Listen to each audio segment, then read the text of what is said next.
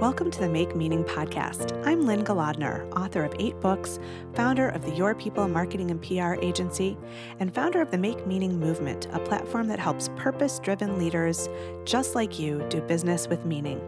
I've dedicated my life to sharing stories of how people make meaning in their work and find purpose in their lives. This podcast highlights how people find meaning at work, how they market in meaningful ways, and how we build brands driven by purpose, with plenty of stories to inspire you. There are many ways to fill your life with meaning. Join us at makemeaning.org, where you can improve your brand awareness and generate more customer traffic with our unique approach to marketing. You can also amplify your purpose and connect with others through our programs and workshops to live your best life. Now, join me for the next installment of the Make Meaning podcast. Today's guest on the Make Meaning podcast is Deanna Singh, founder of the Flying Elephant Foundation and author of The Purposeful Hustle, as well as 2 children's books. She's done a TED Talk called We All Have the Power to Build Bridges. With a bachelor's degree from Fordham University, a law degree from Georgetown, and an MBA from the University of Wisconsin, Deanna has built a career focused on shifting power to marginalized communities and giving opportunities where before there were few. Deanna, welcome to the Make Meaning podcast. Thank you so much for having me. I'm so glad to be here. Me too. It's such an honor to speak with you. I've been following you, and I just admire all the work that you're doing and the way that you're giving a voice to people whose voices have not been heard. So this is really important work. Why don't we start with your TED Talk? I just loved the stories that I heard you say in the TED Talk about your family. And so I wonder if you might share with our listeners some details. I know you come from both an African-American and a Sikh background, and I'd love to hear about how some of the customs and beliefs and communities shaped you. Absolutely. Well, I always tell people that my upbringing and, the family that I was born into is just such a huge blessing to me. I mean, I love them, and for all the reasons that you would assume, but also because I did get the opportunity to really be in the intersection of East and West. So my mom is from this, her family's from this small city in called McGee, Mississippi. Uh-huh. And they ended up in Milwaukee because my grandfather followed the work on the railroad until it ended. Mm-hmm. And my dad is actually an immigrant from a very small village in Punjab, India, a village called Gil, close to a city called Louisiana. Mm-hmm. And so they got married after just 3 months of knowing each other. And my dad didn't really speak very much English. And so at the time, it was kind of cool because when I was born, I ended up being very much the bridge builder in our home, right? I was the one who had command of all of the languages and got a chance to, share what was going on and why people were doing different things. And we almost always had about 30 people living in our 3-bedroom house. And so it made for a lot of opportunity to practice that bridge building. But I also just learned how much love can happen and how much just wonderful, how many wonderful things can happen when there really is this like embracing of other people. And I got to see that front hand, right up front from my life. That's amazing. So when you say 30 people living in this 3-bedroom house, tell me, who are we talking about? That's amazing. Yeah, so my parents were really adamant that they wanted to make sure they could help people as they were transitioning most of them were immigrants, so coming into the country. And so some of them were family members, right? Aunts and uncles and grandparents. But there was a lot of people who were just, people that my father had met or that, had some other connection to us somehow or another. And, if you knocked on our door, that was the right door to knock on because people would stay with us sometimes for, a couple days or a couple weeks and sometimes for a couple of years. And nobody was turned away. That's just the way that we operated. We always operated with this idea of abundance, that there was always going to be enough. We just needed to figure out how to make that happen. That's amazing. That's really cool. What a message of generosity and community to grow up with. It must have shaped you in a really profound way. Absolutely. I mean, in Sikhism, there's this term, and it's very, very dear and really critical component of the culture and the religion.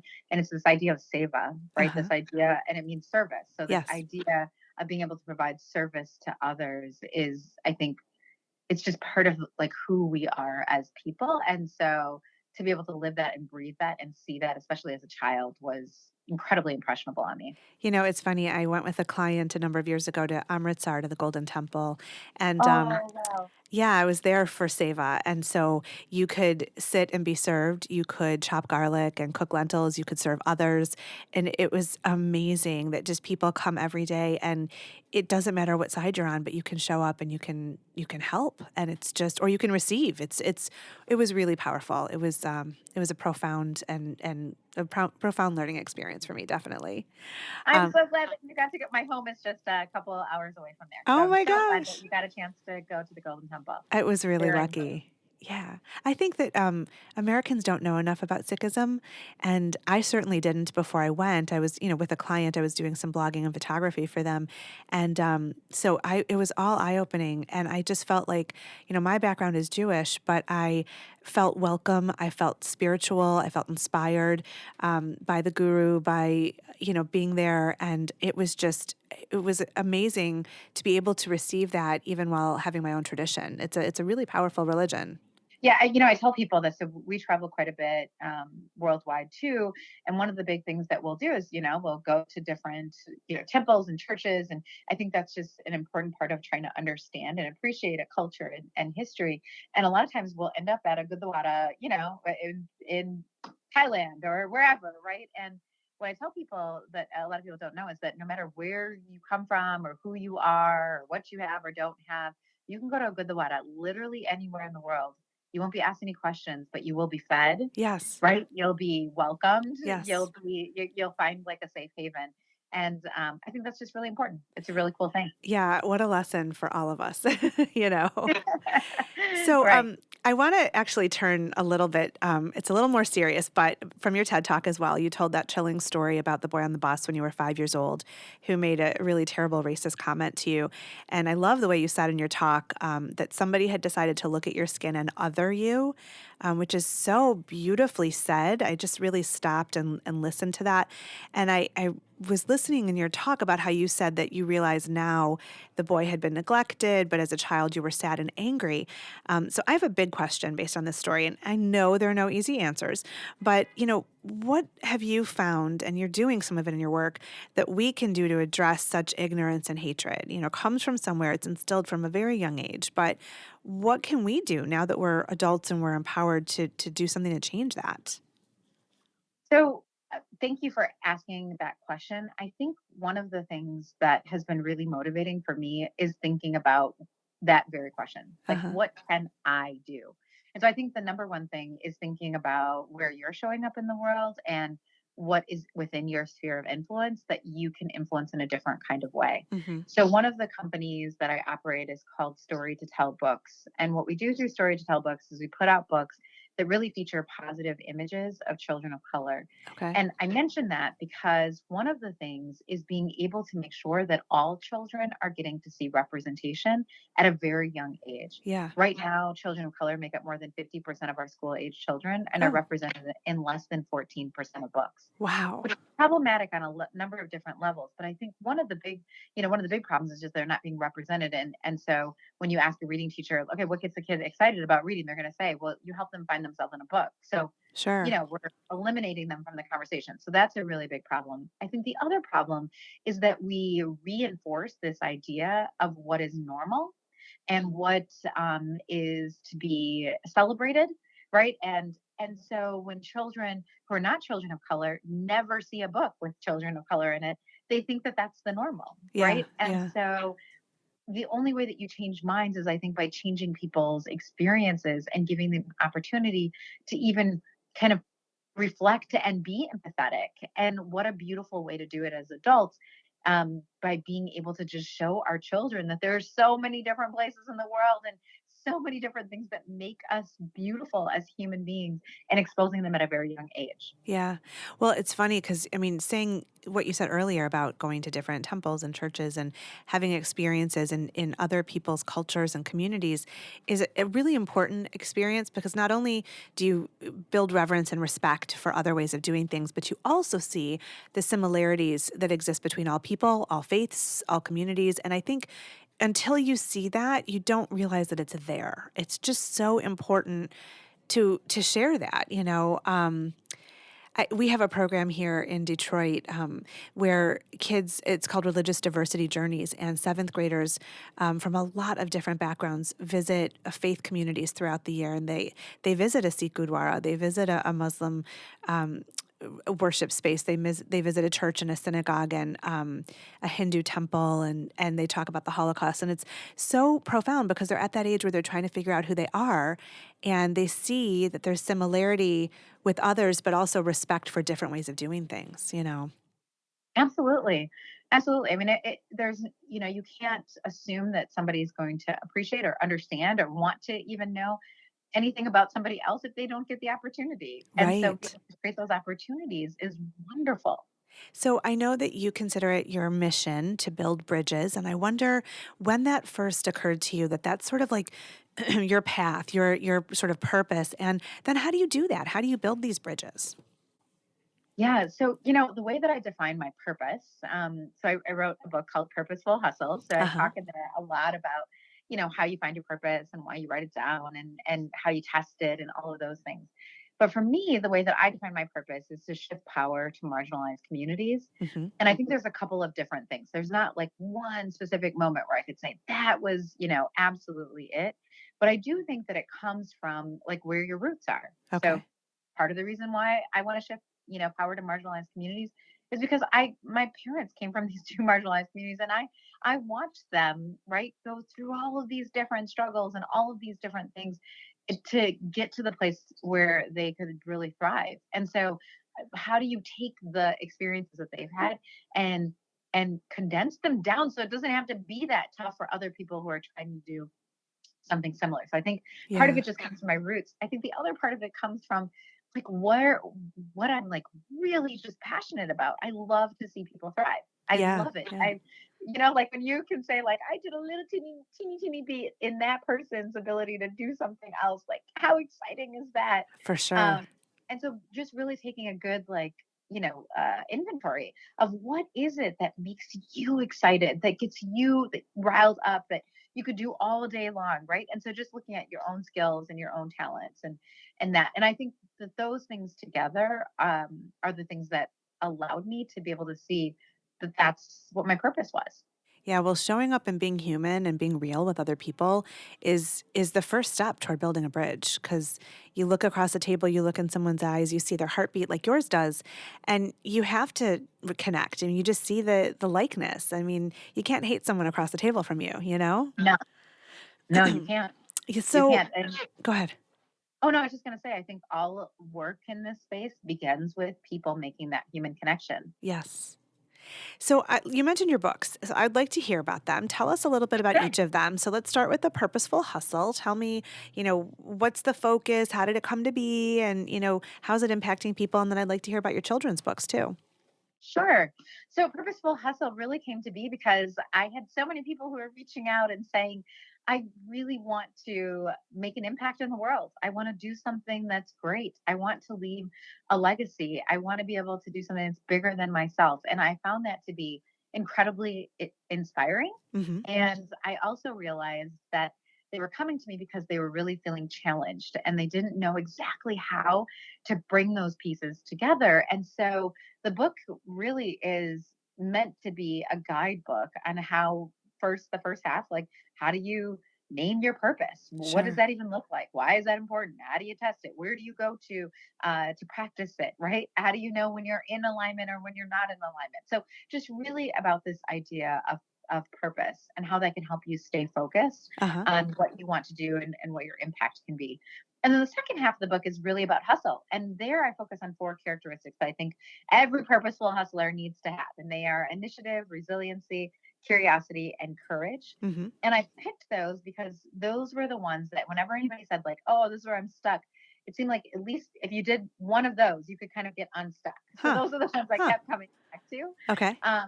And so that's why I focused on them. And what I do in the book is give really concrete, like here's some actionable things and questions you can be asking yourself to get through these challenges. Awesome. Um, yeah, so that's Purposeful Hustle. Cool. And then you have two children's books. And tell me what are they called and what do they focus on? Yes, and actually, I'm so excited to tell you, we just released the third. Ooh, So 3 congratulations. children's books, Yay. yes.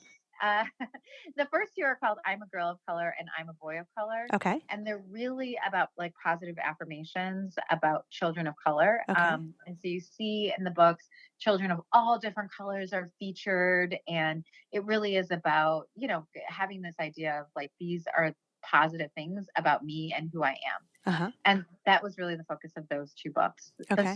The third book that we just released is called Cloth Crown, Okay. and that book is about it's a narrative, so it's a story, and that book is really about a little boy who's getting bullied at school because he wears a burqa, which is a turban, Uh-huh. that normally, like, sick boys wear, Uh-huh. Yep. and it's like they put their hair in a bun and they cover it, and so in the story, he's getting bullied at school. And so he comes home and he tells his parents that he wants to cut his hair because he Okay. doesn't want to wear the butt guy anymore. Sure. And then his father just tells him about when he first came to America, kind of what his experience was like too, with his own hair, and explains to him, like, why, sick men wear turbans. And so there's this, like, a historical sort of cultural component of it, where it really just is hopefully teaching the people who are reading it, both children and adults, the importance and significance of the turban. Sure. And then the boy has to make a decision. And so you watch him go through this and hear his own father's story, and then decide what he wants to do. Wow. Wow, that's great. Yeah. And Yeah. these are available on Amazon. Where can people find them? Yes, yes. So they're available on any of the online portals that you might normally go to Okay. for purchasing books, but Okay. you can also get them on deannasingh.com. Okay. What we do with the proceeds from the children's books is we actually put them into a foundation, and my children, who are 7 and 11 years old, Uh-huh. take the foundation's money, right, the proceeds that go into there, and they redistribute them to other organizations that are supporting positive images of children of color. Lovely. So it really is like a cyclical thing. We're really trying to make sure that we're leveraging the power of people coming together and coming into the space and understanding the space, Sure. and trying to build up other organizations that are doing similar work. That's amazing. That is really great. Well, congratulations to you. These are such purposeful endeavors, and I am really excited for our listeners to be able to check them out and use them, in their journeys as well. We share a dedication to purpose and helping people find it. This podcast is all about sharing stories of how people make meaning and find purpose in their work and life. And I know your work focuses on that as well. So I wonder what advice you might have for our listeners about how they can find their purpose and sort of develop that. So I think that a lot of times people will say, I have no idea what my purpose is. I don't even know where to start. And what I always say to them is, I bet you it's just right there under the surface. I bet you if you spend a little bit of time doing some reflection, it will present itself much faster than you might think. Hmm. And the reason why I believe that is because I do think that, there are some things that are really unique about who we are as people. Like we talked about earlier, your past, what your skills are, what you're passionate about, all these different things that make us who we are uniquely. Yeah. And when you pull all those things together and you kind of put them on the table and you look at them, you start to see some patterns. And so the questions that I would ask myself are, what is it that I read about without having to, right? I Mm-hmm. just could read about it all the time or Mm-hmm. talk about it all the time. Mm-hmm. What are the things that get me really, really riled up? What are the things that make my heart sing and bring me a lot of joy? And how could I do things that would impact that space, Yeah. but do it on behalf of other people? Mm-hmm. Because I do think that purpose, someone asked me this the other day, and I think that it's true that purpose is something that's bigger than you. Mm-hmm. Hmm. So as soon as you can find that thing that's like internally getting you all worked up Yeah. and connect it to other people, like Sure. I feel that's when you're on the right path. Awesome. It's funny. I have this little journal. It's covered in corduroy from the 1970s that sits behind my desk. It tells you how old I am. But it was, what I did when I was a kid. I would just write stories and skits and poems wherever I went. And I keep it near me now because it reminds me who I am at the core. And I think, like you said, when you go back to your roots and you go back to your youngest experiences really shape you, and the things that you did because you just enjoyed them and you You weren't looking for a way to make money or looking for approval. You just did them. I think that is who we are. Mhm. And when we get rid of the clutter of being adults, we get back to that. I just think Yeah. you're right. It's really about simplifying and getting clear. Yeah. And once you do, like, it's so freeing. It's so freeing because Yeah. I tell people you can use your purpose when people ask you things. You can use your purpose to say yes to things and no to things. Right. Right? It's not like you're just aimlessly going about it because no, I'm trying to direct my energy towards doing this. Yeah. Yeah. It's wonderful. Well, Deanna Singh, it has been such a pleasure to speak with you today on the Make Meaning podcast. I can't thank you enough for being here. Well, thank you so much. And thanks for all that you're doing. And thank you to all your listeners too. Thanks for listening to the Make Meaning podcast with Lynn Galadner. You can find us wherever you listen to your favorite podcasts. If you like what you've heard here, join us over at makemeaning.org to discover how you can add more meaning to your life and work. And hey, if you like our conversations, please subscribe and share this episode with the meaningful people in your world.